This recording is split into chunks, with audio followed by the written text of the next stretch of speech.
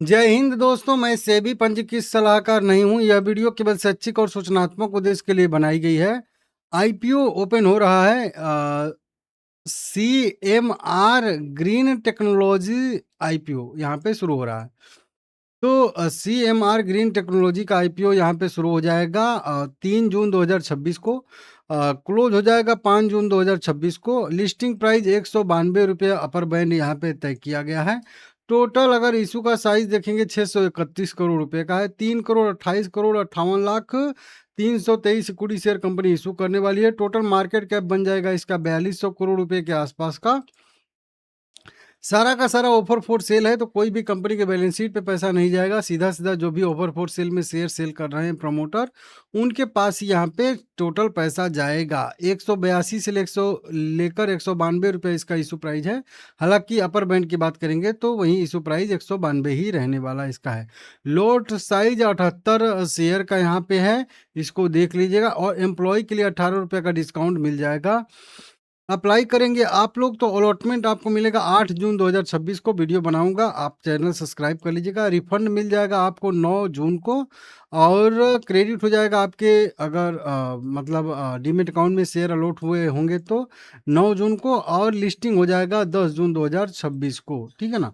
अब चलिए ठीक है, ये तो हम लोग इसका आईपीओ का डिटेल देख लिए। बहुत बड़ा आईपीओ नहीं है, छोटा आईपीओ ही लग रहा है, लेकिन फिर भी ठीक है।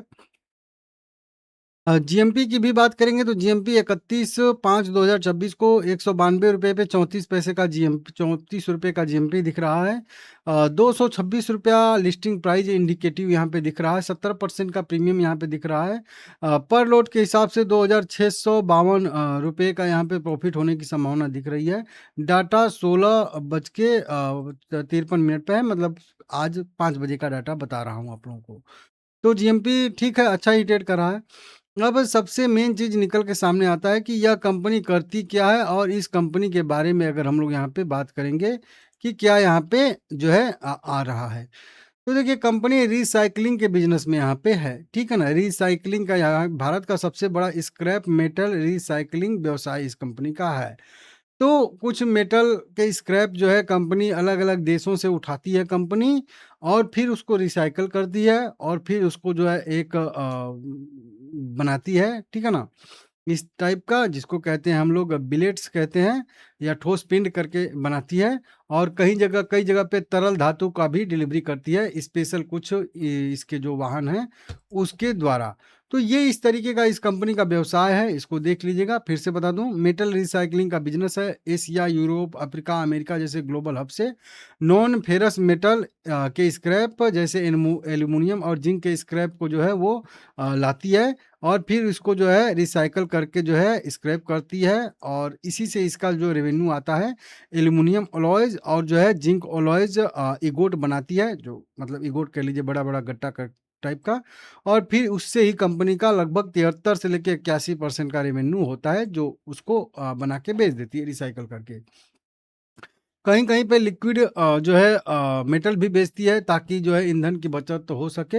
ये स्पेशल डिजाइन ट्रकों में भर के जो है डिलीवरी करती है, ताकि दोबारा उसको पिघलाना ना पड़े।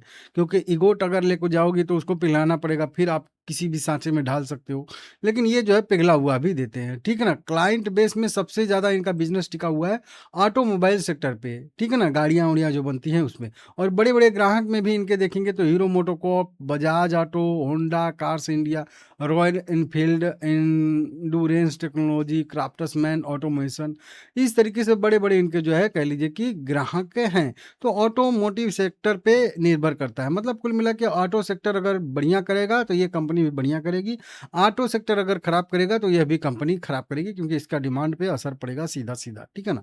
इस तरीके से कई सारे इसके मैन्युफैक्चरिंग जो है फैसिलिटी है, मतलब स्क्रैप करने वाले। तो इसको आप लोग देख लीजिएगा। इसकी दो टोयोटा, जापान की जो टोयोटा कंपनी है, और निक्कई एमसी एल्युमिनियम के साथ इसकी स्ट्रेटेजिक ज्वाइंट वेंचर भी हैं। तो बड़ी बड़ी कंपनियों के साथ कंपनी के ज्वाइंट वेंचर भी हैं, तो इसको देख लीजिएगा। उत्तर, पश्चिम, दक्षिण भारत में कंपनी के मैन्युफैक्चरिंग यूनिट जो है वो फैले हुए हैं। बढ़िया कंपनी है, अच्छी कंपनी है, छोटी सी कंपनी है, लेकिन फिर भी ठीक है। ठीक है ना? अब इसमें मेन चीज़ है कि पैसा लगाना है कि नहीं, अप्लाई करना है आईपीओ में कि नहीं अप्लाई करना है। तो देखिए, अभी मैं इसका देख रहा था थोड़ा-सा फंडामेंटल भी, फाइनेंशियल भी, तो कंपनी नेट प्रॉफ़िट अच्छा खासा करती है, 162 करोड़ का प्रॉफ़िट आफ्टर टैक्स देखने के लिए मिल रहा है, दिसंबर 2025 में, मार्च 2025 में, मतलब इस तरीके से बढ़ता हुआ देख लें। एबिटा की बात करें, एबिटा भी बढ़िया है, नेट वर्थ भी कंपनी का बढ़ रहा है लगातार, वहीं पे सरप्लस भी कंपनी के पास है। एसेट में लगातार बढ़ोतरी देखने के लिए मिल रही है, इनकम बढ़ोतरी देखने के लिए मिल रही है। वैल्यूएशन भी देखेंगे तो अर्निंग पर शेयर भी ठीक-ठाक है, पी रेशियो भी ठीक-ठाक है लिस्टिंग के बाद। प्रमोटर की होल्डिंग 84% हो जाएगी। इस तरीके से तो कुल मिला के कह लीजिए कि यहाँ पे फंडामेंटल भी ठीक-ठाक देखने के लिए मिल रहा है, तो कोई दिक्कत परेशानी यहाँ पे है नहीं। ठीक है ना? जीएमपी जैसा कि बता ही रहा हूँ 17% के आसपास का है, तो इस तरीके से एक ही कंपनी मेरे हिसाब से यहाँ पे बता रहा है कि लिस्टेड है, हाल-फिलहाल में लिस्ट हुई थी जैन रिसोर्स रिसाइक्लिंग लिमिटेड करके 1200 करोड़ रुपया का इश्यू साइज़ था और लगभग-लगभग यह जो है 37% के प्रीमियम पे लिस्ट हुई थी। तो ये एक इसकी कह लीजिए कि पीयर ग्रुप की कंपनी दिख रही है। तो इसमें भी जीएमपी अभी अच्छा खासा ट्रेड ही कर रहा है और आगे आने वाले समय में अगर मार्केट का मूड माहौल सुधरता है, तो बढ़िया लिस्टिंग की संभावना बनेगी। तो अगर लिस्टिंग के लिए आप जाना चाहते हैं केवल तो भी जा सकते हैं और अगर लॉन्ग टर्म के लिए रिसाइक्लिंग वाला बिज़नेस कोई भी रिसाइक्लिंग वाला बिज़नेस अगर समझिए आप लोग, वो बेहतर ही होता है, बढ़िया होता है, ठीक है ना? तो मेरे हिसाब से ठीक है, ओके है। मैं बोलूँगा कि आप लोग ठीक है, इसमें एक बार पार्टिसिपेट कर सकते हो, आईपीओ में पैसा जो है अपना देख सकते हो, लगा सकते हो, ठीक है ना? लाइक करिएगा, चैनल को सब्सक्राइब करिएगा।